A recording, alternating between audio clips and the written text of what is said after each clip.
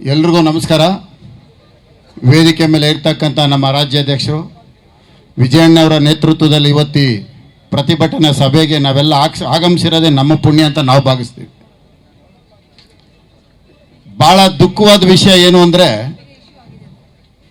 500 ವರ್ಷದಿಂದ ನಾವು ಹುಟ್ಟಿದೀವೋ ಇಲ್ವೋ ನಮಗೆ ಗೊತ್ತಿಲ್ಲ. ತುಂಬ ಸಂತೋಷದ ದಿನ ಯಾವುದು ಅಂದರೆ ರಾಮ ಜನ್ಮಭೂಮಿ ರಾಮನ ದೇವಸ್ಥಾನ ನೋಡೋವಂಥ ಪುಣ್ಯ, ಆ ಭಾಗ್ಯ ಈ ಜನ್ಮದಲ್ಲಿ ದೇವರು ನಮಗೆ ಕಲ್ಪಿಸಿದ್ದಾನೆ. ಅದೇ ನಮ್ಮ ಪುಣ್ಯವಂತರು ಅಂತ ನಾವು ಭಾವಿಸ್ಬೇಕು. ಜೈ ಶ್ರೀರಾಮ್. ಇವತ್ತೇನು 31 ವರ್ಷದ ಹಿಂದೆ ನಡೆದಂಥ ಒಂದು ಪ್ರಕರಣಕ್ಕೆ ಇವತ್ತು ಅದನ್ನು ಬಂಧಿಸಿರೋಂಥ ಕಾರ್ಯಕ್ರಮ ಮಾಡಿದ್ದಾರೆ. ನಿಮಗೆ ಗೊತ್ತಿರಲಿ, ಅವ್ರು ಯಾರು ದೇಶದ್ರೋಹದ ಕೆಲಸ ಮಾಡಿಲ್ಲ, ಯಾರಿಗೂ ತೊಂದರೆ ಮಾಡಿಲ್ಲ, ಯಾವುದೇ ಕಾನೂನಿಗೆ ವಿರುದ್ಧವಾಗಿರ್ತಕ್ಕಂಥದ್ದು ಮಾಡಿಲ್ಲ.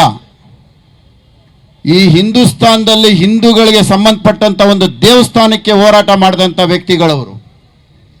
31 ವರ್ಷ. ಇವತ್ತು ಗಾಂಜಾ ಮಾರಿರೋರು ವಾರೆಂಟ್ಗಳು ಬೇಕಾದಷ್ಟೈತೆ, ಅವ್ರನ್ನ ಬಂಧಿಸ್ತಾ ಇಲ್ಲ.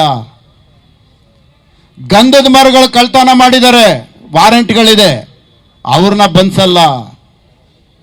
ವಾಹನಗಳು ಕಳ್ತನ ಮಾಡ್ತಾ ಇದ್ದಾರೆ, ಅವ್ರನ್ನೂ ಬಂಧಿಸಲ್ಲ.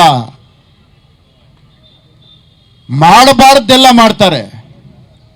ಇವತ್ತು ಒಂದು ಹೋರಾಟ ಮಾಡತಕ್ಕಂಥ ಹಿಂದೂ ಧರ್ಮದಲ್ಲಿ ಹುಟ್ಟಿರ್ತಕ್ಕಂಥ ಒಂದು ಹಿಂದೂ ವ್ಯಕ್ತಿ, ಅವ್ರನ್ನ ಇವತ್ತು ಬಂಧಿಸೋಂಥ ಕೆಲಸ.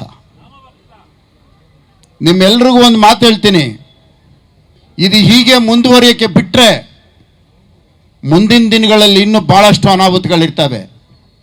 ಈಗಲಾದರೂ ಎಲ್ಲ ಎಚ್ಚೆತ್ತುಕೊಂಡ್ರೆ ನಾವೆಲ್ಲರೂ ಸಹ ಈ ದೇಶನ ಒಟ್ಟಾಗಿ ನಡ್ಸ್ಕೊಂಡು ಹೋಗೋದಾಗಿರುತ್ತೆ.